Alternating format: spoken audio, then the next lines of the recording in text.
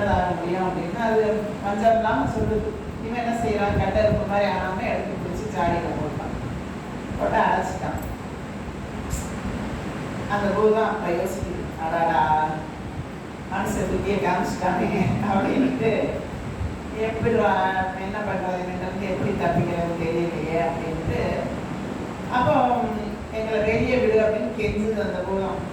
அப்போ இவன் என்ன சொல்கிறான், இல்லை நீங்கள் வந்து எனக்கு அடிமையாக இருந்து கடைசி வரைக்கும் வேலை செய்கிறதா இருந்தால் நான் வந்து உங்களை வெளியே விடுறேன், இல்லைன்னா விட மாட்டேன் அப்படின்னு அவன் சொல்கிறான். சொன்னோடனே இந்த பூதங்கள் யோசிக்குது, இவன் இருந்து எப்படியாவது தப்பிக்கணும், ஆனால் மாட்டிக்கிற சத்தியம் கொடுத்து மாட்டிக்கிறவும் கூடாது அப்படின்ட்டு என்ன சொல்லுதுங்க, நாங்கள் பழையபடி பூதமாக ஆனாதான் நாங்கள் சத்தியம் பண்ணால் பழிக்கும், இல்லைன்னா பழிக்காது அப்படின்னு சொல்லுவோம்.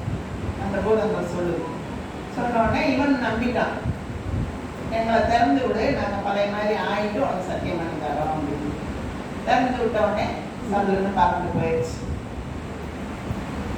போகும்போது இவ்வளோ நன்றி இல்லாத உனக்கு போய் நாங்கள் இவ்வளோ நாள் வந்து சேவை செஞ்சோம் பாரு, உன்னோட பேராசைக்கு அளவே இல்லை, உன் பக்கம் தலை வச்சு கூட படுக்க மாட்டோம் அப்படின்னு சொல்லிட்டு போயிடுச்சு. அப்புறம் பார்த்தீங்கன்னா மறுநாள் வரல, அதுக்கு அடுத்த நாளும் வரல. ஆனால் அந்த பூதங்கள் என்ன பண்ணுது, பக்கத்து நிலத்துல போய் தண்ணி ஊற்றிட்டு இவனுக்கு ரொம்ப மனசு சஞ்சலமானாங்க. போய் நான் உங்களை விடுதலை தானே பண்ணி விட்டேன், விடலைன்னு சொல்லலைங்களா, நீங்கள் எனக்கு சத்தியம் பண்ணி தரேன்னு சொல்லிட்டு ஏமாத்திட்டு போகலாமா அப்படின்னு போய் நியாயம் கேட்குறோம்.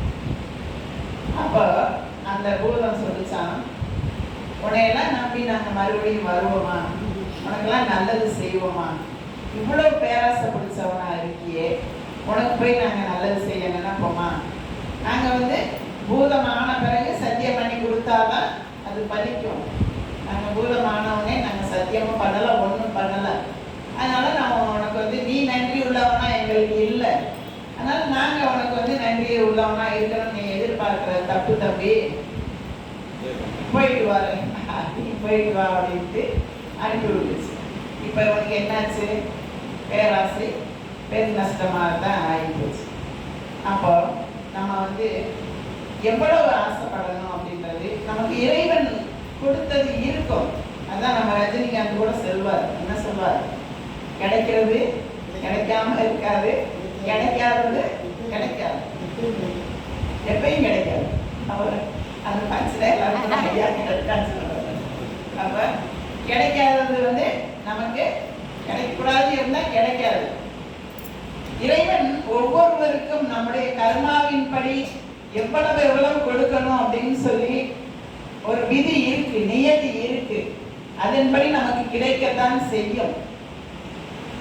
அதை மீறி நீ ஆசைப்படாதே, அதுதான் நம்ம ஐயா சொன்னதோட உட்கருத்து. அளவுக்கு அதிகமாய் தேவைக்கு அதிகமாய் அப்படிங்கிறது வந்து இறைவனுடைய நீ அந்த வரம்பை மீறி நீ செய்தால் துன்பம் தான் உனக்கு கடைசியில மிச்சமா வரும் அப்படின்னு சொல்லி சொல்றாரு. இப்போ ஒரு வீட்லயே பார்ப்பீங்க, அந்த காலத்துல நம்ம லாந்தர் விளக்குலாம் வச்சிருப்போம், அந்த மண்ணெண்ணெய் விளக்குலாம் வச்சிருப்போம். விட்டில் பூச்சி என்ன பண்ணும், அந்த வெளிச்சத்துக்கு ஆசைப்பட்டு வரும். இப்போ டியூப்லைட் இருந்தாலும் டியூப்லைட்லாம் பூச்சி வந்து பார்க்கணும், அது என்னன்னு நினைக்கிறோம், அந்த வெளிச்சத்துக்கு ஆசைப்பட்டு வருது.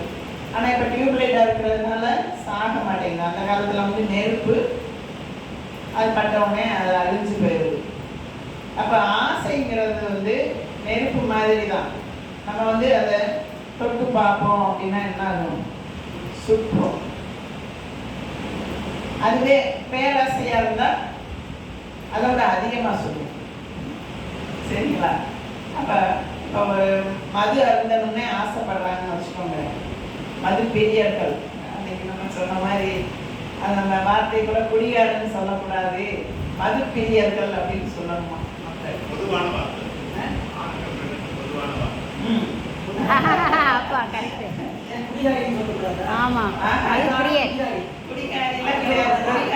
சொல்லக்கூடாதான், மரியாதை குறைவு. அவர்களையும் மது பிரியர்கள் அப்படின்னு சொல்லலாம்.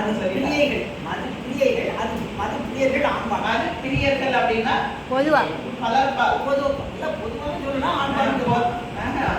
எல்லாத்தையும் மொத்தமா சொல்லும்போது வன்மை. கல்விகுதி வந்துட்டாலே எல்லாருக்கும் பொதுவா இருக்குது இல்லையா? அதனால அந்த வன்மை மாதிரி தான். சொல்லலாம். சரி, அந்த மாதிரி வச்சுக்கிறோம்.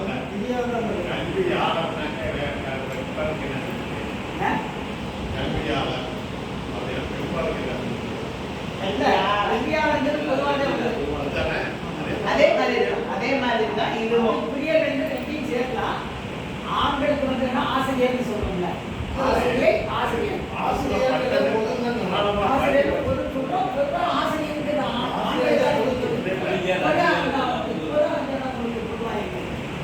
ஆசிரியர்னா ஆண்கள் ரெண்டு வேலைக்கு வந்ததுக்கு பிறகு அப்படி ஆயிடுச்சு. ஆசிரியை சரி, அது விடுங்க. நம்ம அதுக்குள்ள போக வேண்டாம். மதுன்னு சொன்னாலே அதுலயே ஒரு பிரச்சனை தான். அதனால பிரச்சனை ஆகும். அதனால பிரச்சனை தான். குடி குடியே கெடுக்கும். அவ்வளோதான் முடிச்சிருவோம். அப்ப அங்க வந்து என்ன, ஒரு நாளைக்கு ஒரு ஃப்ரெண்டு கூப்பிட்றாங்கன்னோ இல்லை ஒரு டேஸ்ட் பண்ணி பார்க்கலாம்னோ ஒரு ஆசைப்பட்டு போறாங்க. போய் அதோட சுவைக்கோ ஏதோ ஒரு அந்த போதைக்கோ அடிமையாகி அதுவே தொடர்ந்து பழக்கமாக்கி பெரிய மது நோயாளியாகவே ஆகி என்ன பண்ணுறாங்க, குடும்பத்துக்கே ஒரு பயனில்லாத ஆட்களாக போய்விடுகிறார்கள். அப்போ அது ஆசையினுடைய விளைவு தான். அப்போ ஆசைங்கிறது ஒரு தனிப்பட்ட விஷயம் கிடையாது. அது வந்து ஒரு பேராசையோட குட்டினே சொல்லலாம். ஆசையிலிருந்து தான் பேராசை வருது. பேராசையோட குட்டி தான் ஆசைன்னு சொல்லலாம். அப்படி கூட நம்ம வச்சுக்கலாமா? இப்போ யானை இருக்கு, யானையோட குட்டி ஆமா பெருசா இருந்து குட்டியா இருந்து பெருசாகுது. பெருசான பிறகு குட்டி போட்டா யானை குட்டி, அதுவும் ஆசை தான். அப்ப அதுவும் ஆசைங்கிறதும் தேவைங்கிறதும் வேற. தேவைங்கிறது நமக்கு அவசியமானது. ஆசைங்கிறது வந்து நமக்கு அந்த இடத்துல தேவை இல்லை, ஆனாலும் நம்ம தேவைன்னு நினைக்கிறோம். அது ஒரு மாயை, மாயையான தேவை. தப்பான வழி இல்லை. இப்ப நேர்மையான வழியே நீங்க சம்பாதிக்கிறீங்கன்னு வச்சுக்கோங்க, அது தப்பு தான். இப்ப அடுத்தவனோட என்ன சொல்லியிருக்காரு முகமது நபி, என்ன சொல்லியிருக்காரு? உனக்கான பசி தீர்ந்த பின்பு நீ உண்ணக்கூடிய ஒவ்வொரு உணவும் அடுத்தவருக்குரியதே அப்படின்றாரு. உன்னோட பசி தீர்ந்துருச்சு அப்படின்ன பிறகு நீ அதிகமா சாப்பிட்டனா அது இன்னொருவனுடையது அப்படின்றாரு. அப்ப அது நம்ம அந்த மாதிரி நினைச்சு பார்த்தோம்னா எதுவுமே நமக்குன்னு வச்சுக்கிறவே முடியாது. ஆனா ஆசைப்படுங்க, அது வந்து ஒரு மாய வலை மாதிரி, அதை சிக்கிக்கிறாதீங்க. அதனாலதான் அளவுக்கு அதிகமாகவும் தேவைக்கு அதிகமாகவும் ஆசைப்படாதீங்க. ஆசை வந்து வளரக்கூடியது. ஒரு தடவை நம்ம ஆசைப்பட்டுட்டோம் அப்படின்னா அது கிடைச்சிருச்சு, சரி திருப்தி ஆயிடுவோம் அப்படின்னு திருப்தி ஆகுறோமா? ஆகவே மாட்டோம். ஒரு கார் வாங்கணும்னு நினைக்கிறோம், வாங்கிட்டோம். அடுத்து என்ன பண்ணுவோம்? பக்கத்து வீட்டுக்காரனை பார்ப்போம். ஆமா, அவன் வந்து பார்ச்சுனர் கார் வச்சிருப்பான், நம்ம சின்ன காரா வச்சிருப்போம். நம்ம பார்ச்சுனர் வாங்கணும், அடுத்த ஆசை வரும். அப்ப என்ன பண்ணுவோம்? பார்ச்சுனர் வாங்குவோம். பார்ச்சுனர் கார் அது விலை தெரியும் நமக்கெல்லாம். அது வாங்கி முடிச்சிட்டோம், அதோட ஆசை நின்றுமா? அடுத்து பார்த்தோன்னா பென்ஸ் கார் எவனாவது ஓடிட்டு போவான், இல்லைன்னா BMW பார்ப்போம். இது நல்லா இருக்கு, இதை வாங்குவோமே அப்படின்னு நினைப்போம். அடுத்து ஆடி கார் வாங்கணும்னு நினைப்போம். அப்புறம் அப்படிதான் போகுமே ஒழிய ஆசை வந்து ஒரு அளவுக்கு நம்ம அடைஞ்சிட்டோம் அதோட நிப்பாட்டிக்கிறோம் அப்படின்னு சொல்லி நம்மால் நிறுத்தவே முடியாது. அது வந்து வளர்ந்து கொண்டே தான் போகும். அதனாலதான் என்ன சொல்லியிருக்காரு? ஆசை அருமீன்கள், ஆசை அருமீன்கள் ஈசனோடு ஆயினும் ஆசை அருமீன்கள் அப்படின்னு நம்ம திருமூலரே சொல்லியிருக்காரு. அப்ப அளவுக்கு அதிகமாய் தேவைக்கு அதிகமாய், அதாவது கொஞ்சம் கூட நீங்க தேவைக்கு அதிகமா கொஞ்சம் கூடுதலா கூட நீங்க ஆசைப்படாதீங்க அப்படின்னு சொல்லுவாரு. இதுதான் என்ன அப்படின்னா, நம்ம கிராமத்துல கூட ஒரு பழமொழி சொல்லுவோம், இருக்க இடம் கொடுத்தா படுக்க பாய் கேட்பான். படுக்க பாய் கொடுத்தோம்னா இருக்கிறதெல்லாம் சுருட்டிட்டு போயிடுவான், பாயோட சேர்த்து சுருட்டிட்டு போயிடுவான் அப்படின்னு. அது மாதிரி தான் ஆசைக்கு வந்து நம்ம மனதில் கொஞ்சம் இடம் கொடுத்தா போதும், என்ன செய்யும், நம்மளையே சேர்த்து சுருட்டிட்டு போகக்கூடிய அளவு வந்துடும். அப்போ நம்ம எளிமையாக சொல்லணும் அப்படின்னா, முறையான ஆசை வந்து பற்று. முறையா நமக்கு வர வேண்டியது பற்று. முறை இல்லாமல், நீங்க சொன்னீங்க இல்லையா, முறை இல்லாமல் வரக்கூடியது ஆசை. அப்ப என்ன பண்ணணும், மகாபாரதத்தை எடுத்துட்டா கூட துரோணாச்சாரியார் கூட ஆசைப்பட்டாராம். அவர் வந்து ஒரு பிராமண குலத்துல பிறந்தவர் தான். ஆனாலும் அவர் தளபதியா இருக்கணும், பேரும் புகழுமா இருக்கணும், அவங்ககிட்ட நல்ல பேர் வாங்கணும் அப்படின்னு அந்த ஒரு ஆசையினாலதான் கெட்டவங்க கிட்ட போய் தளபதியா இருந்தார். துரியோதனுக்கு தானே இருந்தாரு, அவன் பக்கம் தானே போய் இருந்தாரு. அவர் பார்த்தா அவர் பிராமணர் தான், அவருக்கு எல்லாமே தெரியும், தர்மம் தெரியும், நியாயம் தெரியும், எது நல்லது எது கெட்டதுன்னு தெரியும். அப்படி இருந்தாலும் அவரும் தீயவர்கள் பக்கம் போக தூண்டியது ஆசைதான். அதே போல கிருஷ்ண பரமாத்மாவை எடுத்துட்டாலுமே அவர் எல்லாருக்குமே கீதையில என்ன சொல்றாரு, இன்று உன்னுடையதா இருக்கிறது நாளை இன்னொருவருடையதாயிரும், அதுக்கு அடுத்த நாள் இன்னொரு ஆயிரும். அதனால நீ வந்து இது மேலே ஆசை வைக்காதன்னு தான் அவரும் சொல்றாரு. அங்கே பாண்டவர்களுக்கும் கிருஷ்ணனுக்கும் ஒரு சின்ன வாக்குவாதம் வந்துருச்சு.